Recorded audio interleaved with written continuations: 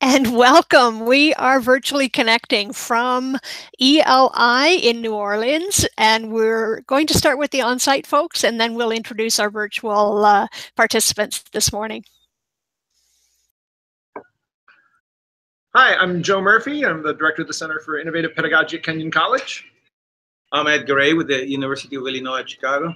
I teach for public health informatics, and I used to be director of teaching and learning technology at UIC. And I'm Kristen Eshelman. I'm Director of Digital Innovation at Davidson College, here to talk about a partnership with Entangled Solutions this afternoon. And then why don't we go to Tom, Rebecca, and Michelle.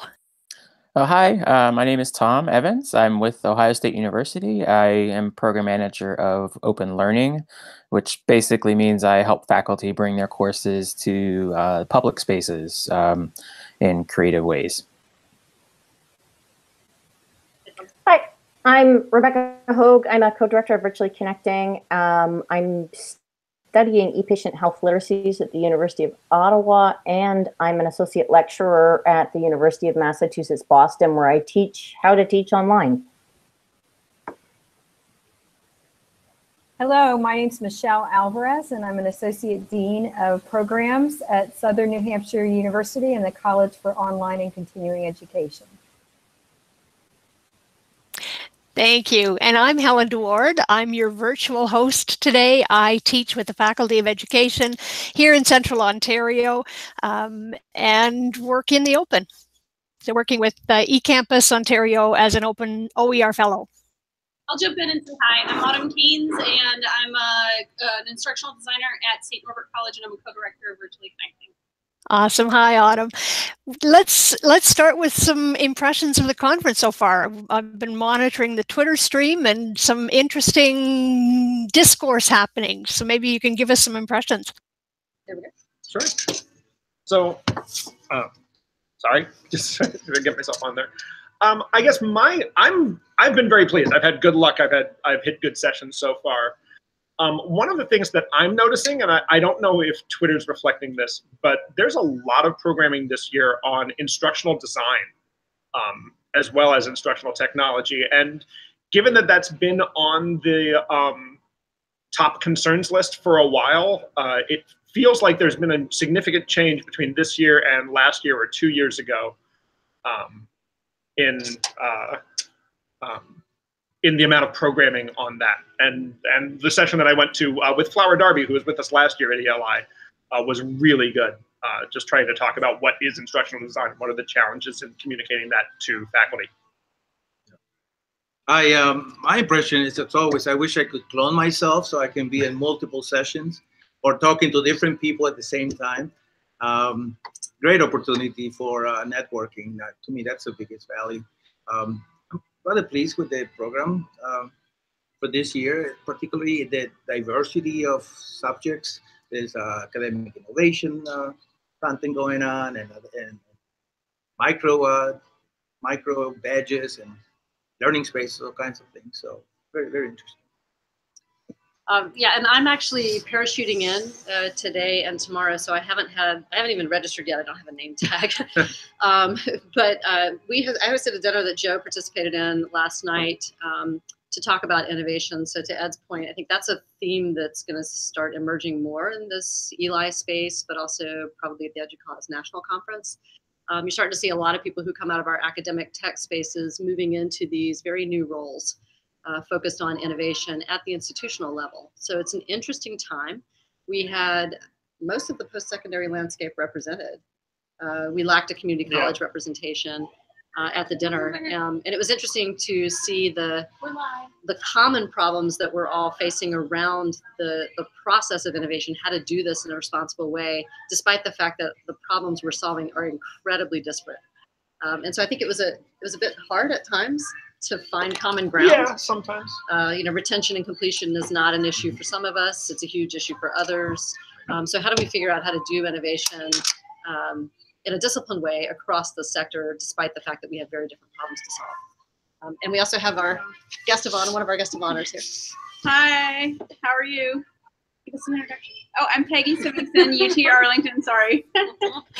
Hi, Peggy. I'm so glad you could join us today. Where are you at? I'm in Ontario, Central Ontario, and maybe the other guys can just pipe in and tell us where you're located. Where's everybody? I'm in Sunnyvale, California. Oh, great. Central Ohio here. Awesome. And I'm in New Hampshire. Okay, we're all over. That's awesome. Yeah, Perfect. That's yeah, what that's cool. it's about. Brian also back channeled me and said he should be in soon, Helen. Awesome. Good. Yeah, and I'll be doing a poster tomorrow, and I think we're gonna live stream that. Is that right? I don't know. No, I think the plan was Okay. just for you to tell us now. Okay, good, awesome. Why Okay, those of us good. who are here should come to your poster. Sure. So you want me to give like a mini version of it? Sure. Okay. So Sure. Yes, please. I'm an education professor at UT Arlington. I've taught all online since 2013. It's kind of unusual, but not for our university. And I love it. Like, I'm a huge fan. And my colleague and I, my colleagues that we're both literacy professors. She's at Wyoming. She's an endowed chair. Fancy. Oh, wow. I'm an associate professor, and I've come from the K-12 world. But they overlap, I think, with a lot of the digital topics. And in fact, in some ways, K-12 is a little ahead. But that's with technology, maybe the infrastructure is more there. But anyway, our topic is preparing undergraduates, adult learners who are underprepared for school and engaging them with digital means. And our main kind of theoretical focus, well, the reason for that has come, Lee Hall and I both come from literacy backgrounds where we've worked with struggling readers, for lack of a better term. And so we bring that knowledge and expertise into this, and then we're both very interested in digital learning, so we've kind of meshed those areas. And our main focus is on building communities of practice. So the theoretical framework is pretty robust around social learning, connected learning, digital communities Hi, of Brian. practice. Hi. See, you never know who's going to drop into Virtually Connecting. Hi, Brian. Hello. Can you hear me? Yeah, You're coming through. Where are you at? I'm at home in Vermont right now. Okay, awesome, perfect. So I was just sharing about our poster presentation tomorrow. By the way, if you go to the conference program, you should be able to download the poster. I just uploaded it. Or email me, Peggy S at uta.edu, PEGGYS@uta.edu. I'll type it in the chat in a second. I'll tweet it by noon. Yeah, I'll tweet it out. Just tweet me, and I can send it to you that way also. So it's a little wordy. My Twitter handle is just awesome, Peggy. Thanks so much for sharing. Yeah, go to Twitter and just it's at Peggy Semingson, all one thing. So I'm excited. Another K-12 person. I know, exactly. I've graduated to higher ed. So kind of we start out, we have about 5, there's many ways to foster learning for undergrads, but we just focus on kind of 5 in our poster. And Lee has done extensive work on blogging. You know, blogging's been around, it's not so innovative anymore. But she uses it as a way to foster community with her learners. So we still think it's a good go-to. What do y'all think about blogging? Is it passe? No, Not at all. I think blogging could be very innovative. I'm using blogging in the health literacy space. So looking at how blogs are helping patients understand each other. So it's still very much a platform that's being used. I think that one interesting thing from my experience is that a lot of the blogging projects that I've come into have been more like course website projects. Mm-hmm. And there's a lot of value to, finding some way to synthesize your work for the course and put it out in a publicly accessible fashion. That's particularly in our science squad, that's become a big area of focus, is how are we going to communicate science to non-scientists, which the blog is actually a nice platform for. But it's interesting that this semester I've got a couple of people who are doing more work in progress blogs and a little more of a exposing thought process. So yeah, I'm actually very excited about it, even though technologically hasn't changed a ton in a long time. But Yeah, in my classes, I use two kinds of blogs. I have a personal blog, a journal, so to speak, with each student, so we can have a historical and the whole 16-week semester conversation going on to refer to, and then we have a class blogs. And quite often we use blogs also for collecting homework assignments, not just term papers or PDFs, but an actual ongoing blog. Oh, that's great. It worked great. One thing I've seen change, though, I don't know if Joe's seen this at Kenyon, is we went into blogs early on as a way to engage publicly. And I think we underestimated the need to educate students on how to protect themselves online. And so we've been revisiting that in the last year or two about what is the responsible way to teach blogging. We used to just be wide open, and we're definitely not in that direction anymore. I'm curious if others have seen the same. So it's interesting, and it was just because this is one of the last things I did before coming here. One of the projects that we've got going right now is in classics. And classics is in a very difficult position right now as it's gotten latched onto with European identity campaigns. So part of what this particular professor is doing is showing off, here are the people that are doing better, scholarly, appropriate work, work that's grounded in fact. And that does mean that she had a very nice, very normalized conversation about, if you don't want to use your real name, then don't. And just kind of a very basic level of safety that just acknowledges that this is real and out there, and you should be aware that that's the space that we're in. Yeah. Something that facilitates these issues or concerns we may have about public or private blogging is getting to the point where the whole institution runs the blogging platform. And when they do that, it's a lot easier to really innovate or to twist things around because you control the whole thing. Plus, you don't have folks, faculty and staff and technologists just going and I'm going to do WordPress here, I'm going to do it over there, or Google Blogs or whatever it is. At U of I, we finally did that. University of Illinois system with Chicago, Urbana-Champaign, and Springfield finally have a platform that everybody can use. And in fact, we also use it for faculty to create their own pages. It works great. No rogue faculty. I wanted to mention a bit because I'm actually in the process of relaunching a course. I taught a course a couple of years ago, an open course called Should I Blog, to help cancer patients decide whether or not they should blog. And so we're going to relaunch that in April.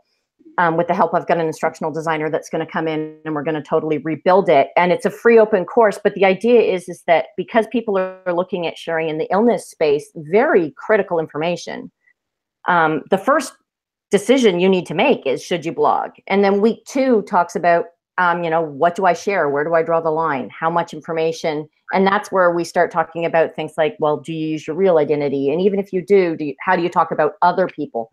Because I think that's the other thing that people miss, is that it isn't just about what you say about yourself. It's also what you say about other people and the impact you can have on other people.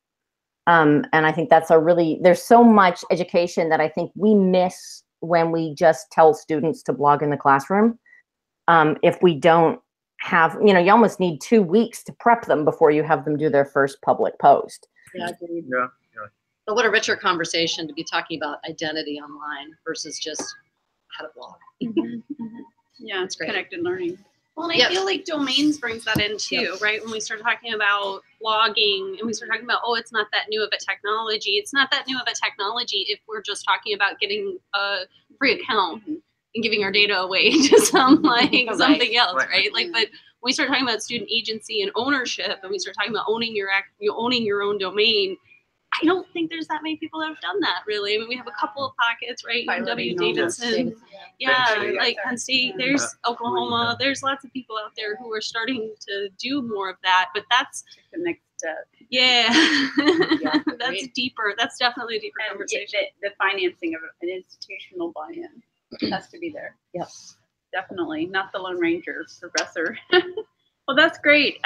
Thanks, y'all. I'm going to kind of go through the rest, and then if you want to comment along the way, feel free. And we're reading through the chat also. So podcasting is something else I've done microlearning. Is everyone familiar with microlearning or micro content? It's one of my latest favorite thing. Do it, make it on my phone, and I encourage students to create micro content as well. But Lee does, listening. We do listening micro podcasts and creating micro podcasts. Learners can create them. Our students are often pretty terrified to do that, but we have them go through the process to create them. But more so, I think we're doing listening. But are y'all doing podcasting with your learners? Yes. You want to share? Are y'all doing podcasting? So I was interested in what you said about micro content, because one of our problems is getting people to pick, getting the size down. Oh, right. And a lot of our student podcasts are probably too long. They're rhetorically they're a little flabby. And it's because the student's excited about, look at all this great stuff I found and wrote, and we haven't quite figured out the way to get the message across about a concise, easily digestible version. That's a good phrase, easily digestible. Yeah. In my case, instead of podcasting, which I used to do a lot a while back, I use voice threads. So I have voice discussion boards. And the other thing that I continue to do, and I think works great for us and for many people, is synthesizing lectures. So I have these 5-minute lectures. After I give the real lecture, the full lecture, and this works also for face-to-face folks. After you deliver your lecture, and yes, it may be a recorded lecture capture system and so on, but if you can come back and have a synthesis, 5 minutes on what the key points are, and then narrate it, of course. And then it's just the slides and the narration for 5 minutes. Students really, really like that. I'm still in that. Yeah, that's good. That's great. So the next is my favorite topic, and I've written a little bit about this on if you go to the Learn Tech Lib database. It's another organization, AACE. Oh, yeah, okay. Has the Learn Tech. Okay. I've written some about microlearning. There's like almost nothing out there. This guy in Europe named Theo Hug, Hug, like Hug. Is like the only person I have found that is writing about microlearning, although corporations love it now. Yeah. For HR. But Harvard also. I mean, they started with the chunking content. Remember, Harvard MIT, one of the two. Yeah. About 4 years ago, let us chunk everything. Let's have these little modules, these little nibbles of teachable moments, of teachable content. And this is microlearning, and yes, corporate America loves it. This is fascinating. What is SCOs? Oh, share my mind. Shareable content objects. Have you heard of that? Yeah. Have you heard of SCORM? Shareable Content Object Resource Model? The whole protocol was all about having created little e-learning thingies that people could then share and use. It never really happened. We can't agree on standards. That's the problem. Right. Yeah, that's true. I make mine also OER, so they're on SoundCloud and YouTube, and try to maximize, impact. And so that's microlearning. And then using social media, so examples using Pinterest. We do teacher education. It's mostly female. They love Pinterest. So we curate content on Pinterest. Gendered content. Yeah. I don't know what that means. But and then we have alternatives too. Lee has extensively used Twitter. I have not. So what are y'all's thoughts on social media as additional content curation or connecting? No, go ahead. Or on here. Well, I think actually the comment about gendered platforms is actually really interesting. We had it was actually a data science class, but a remarkably large number of students in the class were female upper-level students who had an element of fear about what's my computer doing to my identity with my information, and wanting to know that better. And they took a data science class to try to figure it out. So I think the question of, one thing this conference is not good at is saying, how will the students react? And I think a certain level of knowing the technology well enough to say, what would you be comfortable with? That can still accomplish my pedagogical goals, because we're not going to use something that we can't accomplish our goals in.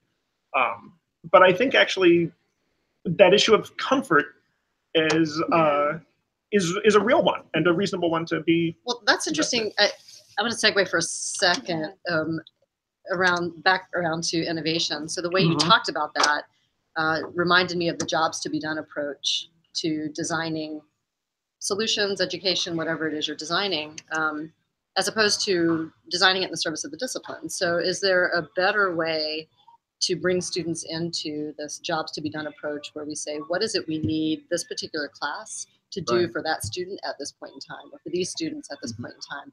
Your data science class was solving a jobs to be done problem, whether or not you knew that was happening when you went into the design of the course, right? Which is really interesting. We know a little because it was actually a chemistry course, but the guy wanted to do it, so that's where it was. So we actually did know a little bit that it was a jobs to be done course, which maybe gave the flexibility to say, all right, look, we'll take this on too, because we've already entered that zone. Yeah, yeah. So I'm interested to see where that kind of approach takes courses in the future. For the online and blended learning graduate classes that I teach, I've used several different social media over the years, and I was very pleased to use Google communities, Google Plus communities. But then we thought Google was going to, Google Plus was going to go away, and now it's not going away. I've evangelized about Facebook groups and Twitter groups, private groups or public groups over the years, but I haven't used them. I was going to use Twitter. I asked the students also what they like, or also from my standpoint, what I'm trying to achieve. And in my case, I want the students to talk among themselves. And because these are all professionals that come and take these classes, and they have a lot to share and learn. I learn all the time every time I'm teaching these classes. So just when I was switching to Twitter, because finally I could have it just the way I wanted, Twitter with the Twitter improvements, what they wanted? WhatsApp. They wanted WhatsApp, which sort of makes sense to me, because you can also leave little voice, back to your little voice podcast, you can leave little voice messages, and they can have a feed there. They can talk private, and you can share files and images and this and that and links. So that's what we've been using for the last year and a half, and it works great. How old are they? The graduate students? Your students, yeah. They're professionals, so they're all in their 30s and up, and they like it. I try to keep it short. I just sort of mentor them, or every now and then clear stuff. But that's where most of the questions come in too. I mean, we used to have a discussion board just for Q&A about the classes, and now what's up? That's where we get it. So my phone in my pocket, their pockets. So yeah, the mobile. Convenient. It sounds like we've got some interesting perspectives from our virtual participants. Is Brian still there? Yep. Yeah. I'm actually going to let Tom jump in, I think, with his comments. Sorry, I've got to read back at my comments here. No, we talked about the shareable objects and creating items that we can share across courses and people. And Rebecca had a good point about the SCORM items and things. And we see a lot of this happening on some of the platforms we might use for learning management systems, like Instructure's Canvas, for instance, has commons that you can create objects, learning modules, anything from as small as an assessment up to a full course, and then just put it out there to share. But then, the VC admin here said, but it's still behind the walls of the LMS. And so how open are we making the materials? And, is there a call to, put the items that we want to share in multiple locations to be discovered? That's just some of the thoughts that I work with.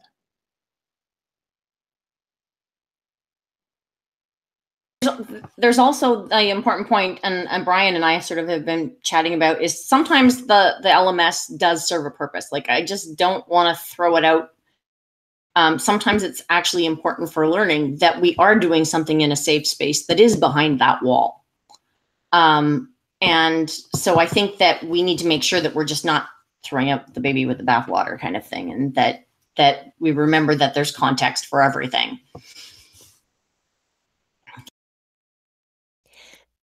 And I think if we look at, say, blogging or all of the micro learning we want students to be able to engage in, we need to look at a balance between both and not just limit their experience to behind the walls or limit their experience to just open, but give them a chance to experience both options.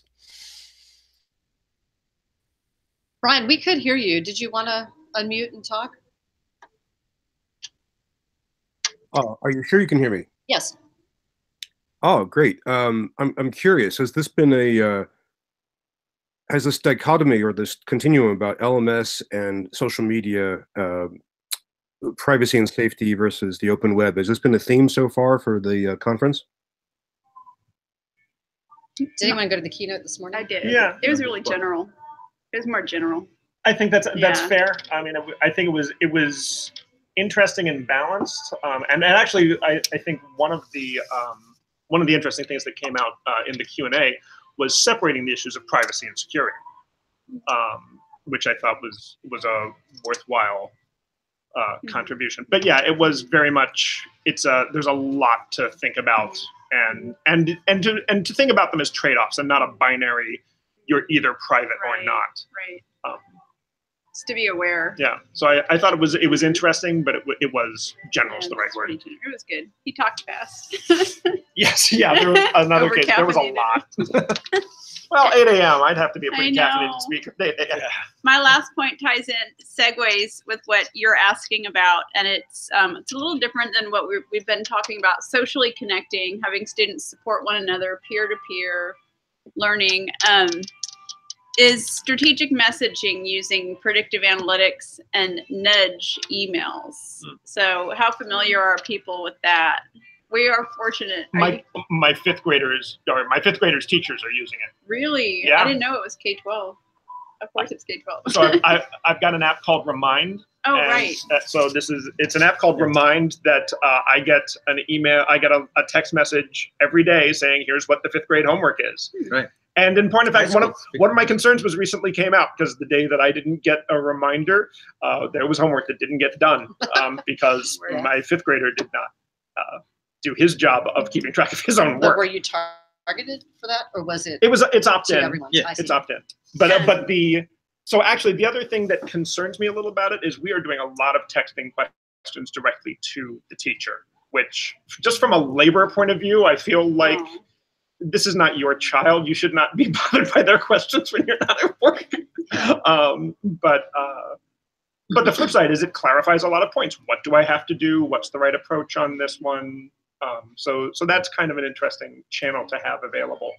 So there is a private messaging, but what I'm talking about are just class-wide.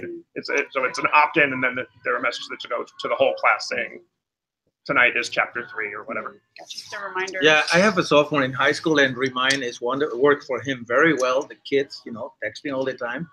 It gets to them. And for us, helicopter parents or not, we keep an eye on what's going on. I mean, it's great. It is in band and other things. Hey, folks, I just want to jump in for just a second. We've got about 5 minutes before the next sessions will start here. They start at 10:45, and it's about 10:38 right now. So maybe 7-8 minutes. So. Okay. So you might want to. Yeah. Yes. Yeah. Why don't we let you guys sign off? I'm sure we'll be in touch, Peggy. I think there's lots of information that you can share. We're in the same field of endeavor. Thank you. Use my typos. Yeah. Email me for the poster, or tweet me, or message me through Twitter. And thank you, Autumn and Joe, for bringing us into the conference experience at ELI. We appreciate it. We'll let you guys go, and the virtual folks can continue the conversation in the back channel. Oh, Brian, sorry. This was the back channel. Yeah. Back channel of the back channel. The back channel of the back channel. The back channel. This is something I think Joe and I might be able to talk to. So yeah, I know Veronica's moving over to EDUCAUSE to take a position in professional learning in that initiative, and Eden, of course, is coming back from NMC to a role in EDUCAUSE, but I'm not exactly sure. And it's a role with or a reconceived version of it, but yeah. Sorry, Brian. Yeah, I called him Byron. Oh. It was my own dyslexia. But I don't know anything about if Malcolm's role has changed at all. They said that It suggested that his is going to be able to focus a little more on things like 7 things, the tech trends. So it sounds like there may be current components of his role that Eden will be picking up. But and get more people, I understand. My sense is that EDUCAUSE is sort of reimagining itself in general across the board. So it'll be interesting to watch that space. Funding model. Yeah. New this year, right? Where everybody were all members of Eli. It's the biggest. Kind of as a lot of us were predicting last year, this apparently is the biggest ELI ever, which has to have. So last year it used to be separate membership. It was a separate membership, and you paid a higher registration fee if you weren't an ELI member. And now all EDUCAUSE members are ELI members. So there's both and ECAR members. And ECAR, good, yeah, very important. Yeah, so there's both a financial incentive and kind of a psychological disincentive that's been removed. That's like, well, you can come if you pay extra. Is also not there. Took out that barrier. Yeah, probably so, Brian. I'm sure they've benefited some from NMCs. At least by one hire. Yeah. It was great to see you all. Okay, thank you very much for taking time. Thank you. Have fun. See you later. Share your backpack. Absolutely. I'll make sure I capture the chat window as well before I sign off, so we've got that for further conversations. So anything new, exciting, just it's thought-provoking from some of the conversation there?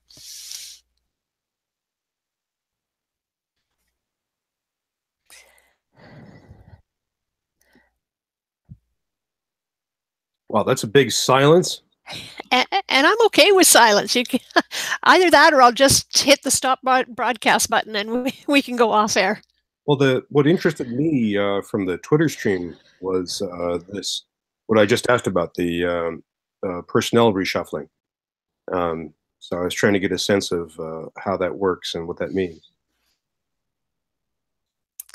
Yeah, I haven't been attuned to that in the stream. I've been hearing some of the kind of the discourse between some of the people on site specifically around the keynote topics, and some push and pull on the directions that they're hearing.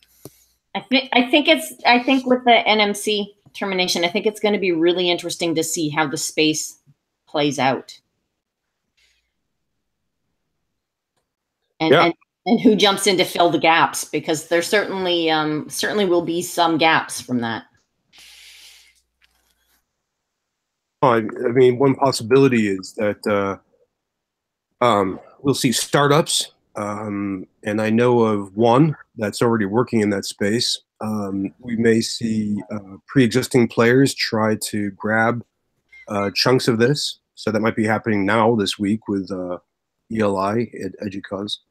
And on the other hand, it may be that that the professional development space is overbuilt, and that NMC is a casualty of that, and we just shrink the total number of events and organizations and associations down a bit. I can totally see that latter comment there, that things have become overbuilt in the space. So,